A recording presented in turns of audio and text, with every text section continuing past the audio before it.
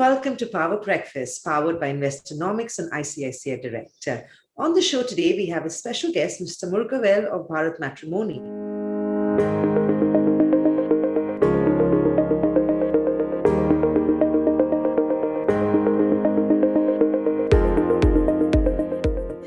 Mr. Murugavel, on a side note, I believe in the age of Tinder, you even found your match on Bharat Matrimony.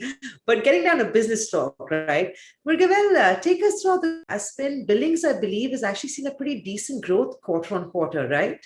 Yes, absolutely. We've been growing a double-digit growth year on year, backed up by the good increase in the number of paid subscriptions, largely driven by the strong execution by the leadership team and the product improvements, and also the steps you are taking to ensure that the customers are sold at the right pricing. So all these factors are contributing to the strong double-digit growth.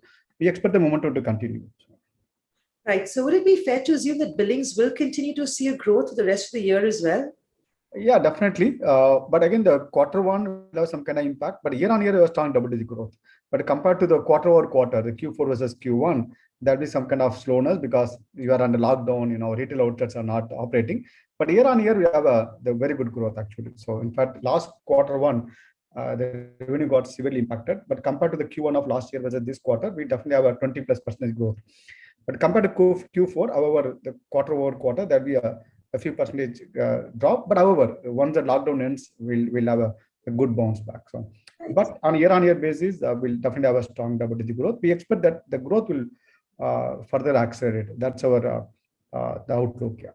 I'm sure there was some bit of low base effect at play as well. But talk to me about COVID. We're 1 month into this quarter, of course. Has it had really any impact on matchmaking as such, or on the flip, has the lockdown actually impacted business positively? And I'm asking you this because people are now spending a lot more time at home, and they probably are spending a lot more time on the internet, potentially looking for an eligible match. Is that how it's really playing out, or has there been a negative impact, which will wean off in the next couple of months as cases start ebbing? Okay, I think compared to the earlier lockdown and this lockdown, the things are different. Right. The earlier lockdown, where the number of cases were very limited, and people are at home and they have a lot of time, and we had a good increase in number of people signing up. Today, while you're at lockdown, today we see that many families, even our employees, there are over 100+ employees who are infected. So it's again, we look at across India, there are lakhs of people are infected. So contrary to your lockdown, what we had this time, the employees are infected, the customers are infected. That is having some impact on the business. Also, the retail outlets, we have 130 retail outlets. Today, the outlets are not functioning. So definitely, there's some bit of business impact. But the earlier lockdown, where that we are under uncertainty, but people are not infected. This time, that's affecting the business. Right. The employees are falling sick, and when the customers are falling sick and all those things, that's affecting. Even we did lose a couple of our employees as well. That sort of affects the morale of the people. But I definitely appreciate that leadership team. I also appreciate our associates putting the best efforts. But again, you are fairly doing well. But it's definitely different than the earlier lockdown what you had. I hope that as a country we will overcome this challenge. I believe in a matter of months, now almost like close to 15% of people have been vaccinated. I believe it's a matter of time, probably in 3 months down the line, we come to a better situation. Yeah. Really sorry about the loss of your employees. I mean, that is heartbreaking. Lives being lost is just not a nice thing. But Murugavel, has your leadership gone back to the drawing room to determine or quantify this impact? Okay. Sorry, I missed that thing, Saina. Sorry. Leadership. I said, have you gone back to the drawing room to quantify the impact that COVID would have on the numbers? See, only a few percentage impact. It's not that any serious impact on all those. So compared to the Q4 versus now, it will be a few percentage drop in the billing. But however, we hope that once the lockdown ends, this will bounce back. So, but however, as I told you, year on year we'll have a definitely good growth. So last quarter we did a billing growth of 106 crore. Probably few percentage less compared to the Q4. That's why we see it now. It won't be any substantial drop compared to the Q1 what we have. The Q1, the revenue drop almost at 20%. So wouldn't be the case this time. It's only a few percentage drop. In fact, this quarter will expect one of the best profits because we look at the Q4, the revenue was only 101 crore. The billing was 106 crore. The 106 crore of billing what you had would translate into a revenue in this quarter. So we expect the revenue to move up. And at a similar level of cost, we expect the PAT to move up. From 10 crore of PAT, probably we expect probably around the good jump in the PAT to happen this quarter. Yeah. Right. Murugavel, also talk to me about the outlook on paid subscription margins and ad spends. This quarter did see a small dip in your margins, right? The margin is dip because on account of that the billing was 106 crore, but the gap revenue was only 101 crore. So we see that this quarter one will definitely have the margins bouncing back. Again, the matchmaking operating at around 60% gross margin, and we expect the margin to further move up. Okay, from 60 to that to move up. So that's a one quarter because of that the increase in marketing spend, increasing some one-time expenses happen in the quarter four. But the Q1 will definitely have a better margins compared to the margin what we had in the past. Can you give me a sense of what sort of margins we should be expecting from you in the next couple of quarters, given that those one-off spends will not be there? The one-off spend is limited. We expect the reason to margin to move up on account of multiple reasons. One is that at 105 crore of revenue, we believe that we can get to around sort of 14 crore of profit. Okay, and the way the marketing sort of operating at the 38 crore, 39 crore, we believe that we are operating at a certain threshold. We don't expect the marketing to substantially move from the current level of the spend what we have. So when the revenue increases from the current level, from 105 crore of revenue, every additional 10 crore of revenue, we do expect probably possibly a 50% can move to EBITDA. So that's outlook. Again, it depends on various factors. We expect that the current level of marketing is good enough, but thing may change. But the current outlook that I think the 39 crore or 40 crore of marketing per quarter is good enough, and other costs won't be in linear with the increase in revenue. That only the marginal increment can happen for the top 10 crore. So we are at the threshold at 105 crore, probably a 14 crore of PAT. And every additional 10 crore revenue increase, probably 50% can move to the bottom line. So we see that from now onwards, with the top line, if you have good double-digit growth on top line, we do see that strong growth on the EBITDA and the PAT actually. So I think we are reaching I believe a certain threshold. Moving on from the quantitative stuff to qualitative, discussions in the company. I believe you've had some new launches for the Premier B schools as well. Talk me through what these new launches are about. What sort of, revenues are we expecting? What sort of growth contribution could be coming from these new launches? See, as a company, we run hundreds of matrimony sites. So we run 300 plus matrimony sites. Wow. Yeah.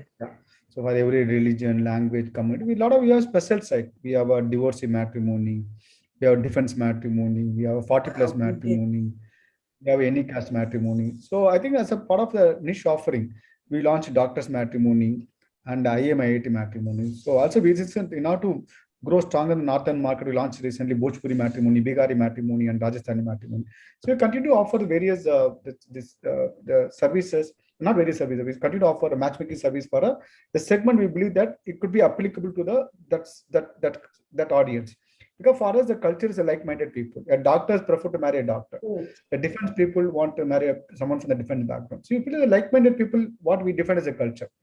So we believe that there are certain opportunities. We continue to explore those opportunities and offer services to these people. These are all incremental, revenue to the overall business. Right.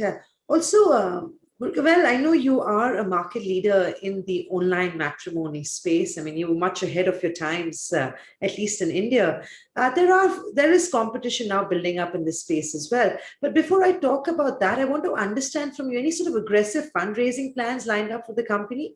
No, we are a listed company. We have around close to 300 crores of cash. And we are spending 40 crore per quarter on marketing. We have annually is almost 160 crore. And in spite of that, generating the PAT, and I think the need to raise fund is not there. So again, while the increased competition, in spite of increased competition, we are able to sustain our market share, and we are working on the ways to further improve our market share.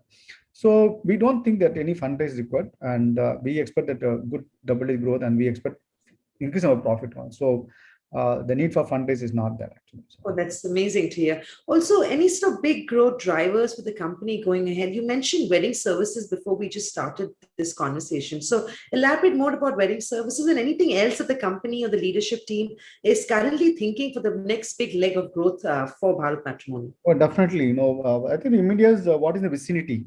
is that expanding into South Asian countries.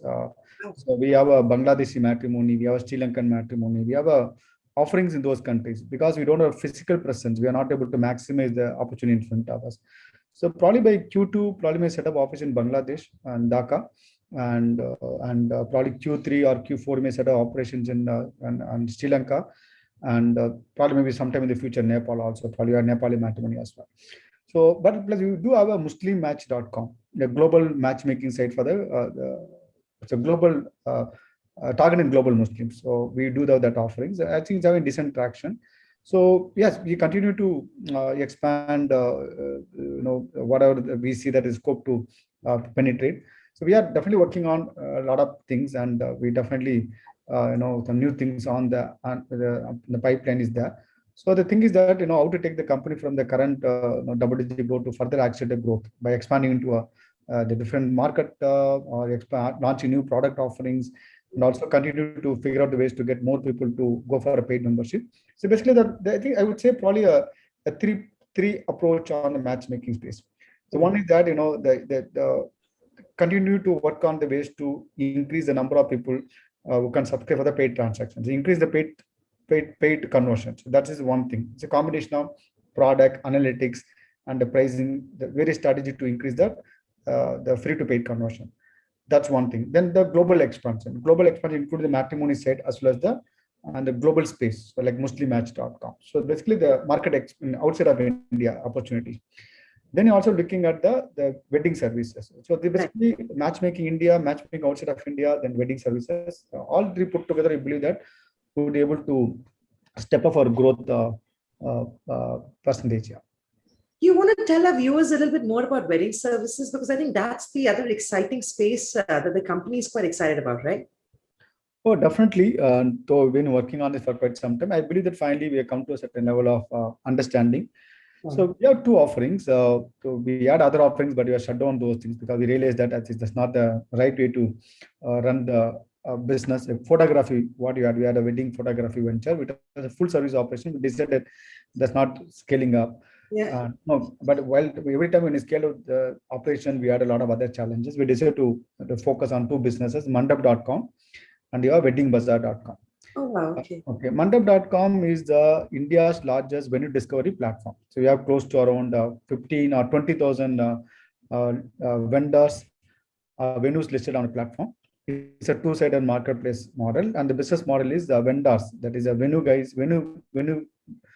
are paying for the subscription, and for the money they are paying, they get the leads. People interested in booking venues. And Wedding Bazaar is again the two-sided marketplace. We have close to around 20,000 vendors listed on the platform. That includes caterers, makeup artists, photographers. Okay, again, that also business model is the subscription business model. The vendors are paying for the subscription. For the money they are paying, they get the leads coming for the business. So I think both the business, earlier it was a different kind of model. We had a commission-based model. We realized that I think that's not the best way forward. I think today a lot of SaaS-based models are evolving. Today people are comfortable paying for subscription model. Apart from delivering leads to the vendor for the money what they are paying, we also other offerings as well to them. We have the CRM which vendors can use to manage the leads, plus also manage the business very well. So one thing about the leads for the subscription, plus also the CRM to manage the business effectively. So we believe that wedding services can be a large business in the future, because again we tried various things. I think finally with the right model, the subscription business model, and I think a lot of improvements happened in the last 1 year on the wedding service. We kind of improved our product, we improved that offering to the vendors. I think once the COVID ends, we believe that the business can have a triple-digit growth. Again, triple-digit growth is kind of the current base is sold. We really hit the bottom. So the triple-digit growth will happen for the years to come. That's my outlook. And we definitely want the wedding services to be at least a reach 100 crore business. I think that's an important milestone for us. And going forward, we do believe that wedding services can contribute a good percentage of our business. But again, at this point, very, very minuscule. It's only last year around 2 crore. But but we wanted to make it as a large everything part of looks our very business. exciting right now. Of course, you are the market leader in this business, and hopefully, with lots of luck from all the people that you've matched, made Bharat Matrimony should go from heights. Right? Thank you, Murugavel. Good talking to you, Murugavel. We look to catch you soon.